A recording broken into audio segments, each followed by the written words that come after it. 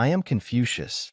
I was born into humble circumstances on September 28th, 551 BCE, in the small state of Lu, located in what is now the Shandong province of northeastern China. My family name was Kong, and my personal name, Chiu.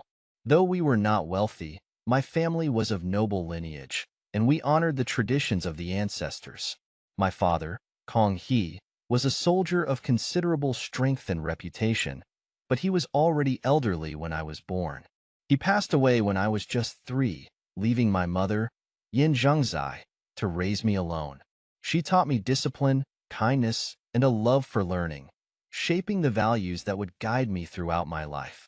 From a young age, I had a thirst for knowledge, a hunger for the wisdom of the past, and a fascination with the rituals that bound our society together. I sought out the teachings of the ancient sages, determined to learn as much as I could about the workings of the universe and the proper conduct of a virtuous life. I was often seen as odd by other children. While they played, I would wander the countryside, learning about the plants, animals, and people who called our land home.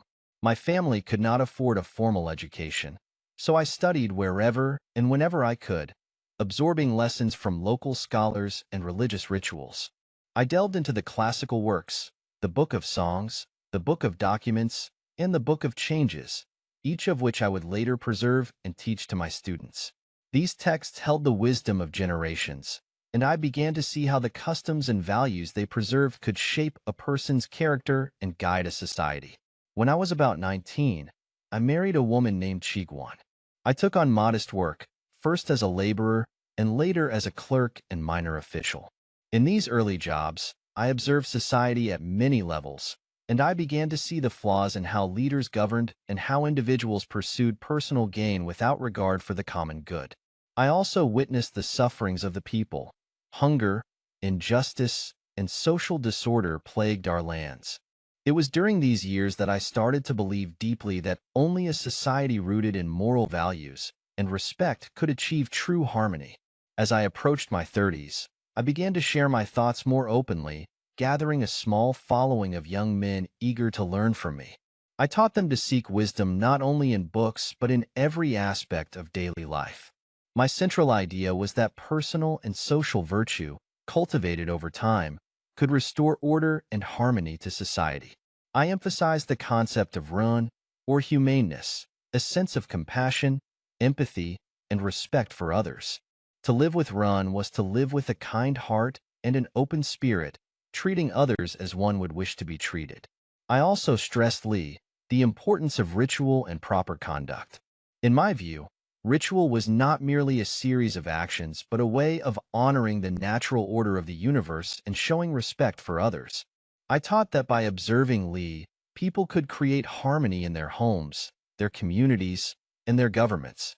I believed that performing these rituals properly cultivated a spirit of reverence and humility, qualities I considered essential to living as a junzi, or superior man. The junzi was not simply a nobleman by birth. He was a man of virtue who acted with integrity and put the welfare of society above his own gain. Around my mid-30s, I began to seek out government roles, hoping to implement my principles on a larger scale. My first position was as a minor official in Lu, overseeing granaries and livestock. These were modest roles, but they allowed me to observe the inner workings of government. I saw how corruption and greed undermined the well-being of the people, and I became determined to create a model of virtuous governance. I believed that if rulers and officials acted with virtue and integrity, the people would naturally follow their example, creating harmony across the land. In my 40s, I finally secured a significant position as the magistrate of Zhengdu, where I had the opportunity to implement my ideas. I instituted fair laws, enforced them impartially, and worked to create an environment where people felt safe and respected. My efforts met with some success, and crime rates fell. Later, I was appointed Minister of Justice in the state of Lu. Here, I sought to create a model of moral governance, showing that respect, integrity, and justice could bring order to society. Under my leadership, crime decreased and the people's morale improved. But political life was not straightforward. The rulers of Lu were constantly embroiled in power struggles, each faction seeking its own advantage, often at the expense of the people. I grew frustrated, especially when my reforms were undone by court intrigues and the pursuit of wealth and influence. Ultimately, I had to leave my post, disillusioned but more convinced than ever that virtue was the only way to truly lead. In my 50s, I set out on a long journey, traveling from state to state, offering my counsel to rulers and seeking a place where my teachings might find fertile ground. I wandered for nearly 14 years with a small group of loyal disciples. We traveled through the kingdoms of Wei, Song, Qian, and others. These were difficult years. We often went hungry, were detained by officials suspicious of our motives, and even faced danger. In one instance, we were nearly captured and killed. Despite these challenges, I refused to abandon my mission. At each court I visited, I offered my counsel to kings and nobles, explaining how a ruler should lead through moral example, rather than force or deception. I taught that a leader should be like the North Star, steadfast, so that others naturally align themselves to his guidance. But few rulers were interested in my ideas. Many thought them impractical, preferring to maintain control through fear and military power rather than the uncertain path of virtue. My heart was heavy with disappointment, yet my faith in my principles did not waver. Throughout these years, my disciples were my closest companions. They were my students and my friends, each unique, with different strengths and personalities. There was Yin Hui, my most beloved disciple, whose humility and commitment to virtue made him dear to my heart. There was Zilu, bold and brash, whose loyalty sometimes led him into trouble but whose courage I admired. I taught them all I knew, encouraging them to cultivate wisdom, compassion, and the discipline needed to become Junzi. I often told them, the noble person cares for what is right. The small-minded person cares for what is profitable. I wanted them to think for themselves and to question, even as they followed my guidance. Eventually, I returned to Lu, weary from my travels, but determined to record my teachings for future generations. I spent my final years compiling the knowledge I had gained, editing the ancient texts, and refining my own ideas. I wrote about the importance of shao, or filial piety, the respect one owes to family and ancestors.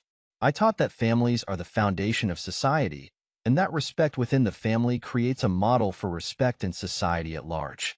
I also emphasized that a true leader does not seek wealth or power for its own sake, but lives a life of simplicity and humility, setting an example of virtue for others to follow. My disciples gathered my sayings and discussions, recording them in what would later become known as the Analects. This collection of my teachings became a cornerstone of Confucian thought, capturing my ideas on ethics, leadership, and social harmony. When I died in 479 BCE at the age of 72, I felt unfulfilled in some ways. I had not seen my ideas fully implemented in my lifetime, and the world I left remained fraught with turmoil. But my faith in the power of virtue, learning, and moral leadership did not falter.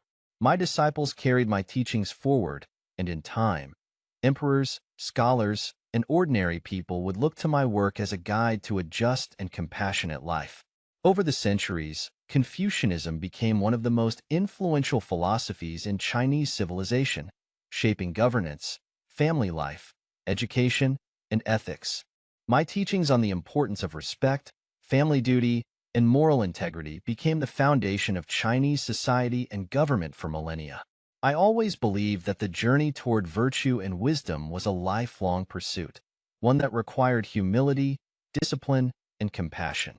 Although I did not live to see the impact of my work, I am honored that my ideas continue to inspire, helping others to seek harmony, wisdom, and a sense of responsibility to one another.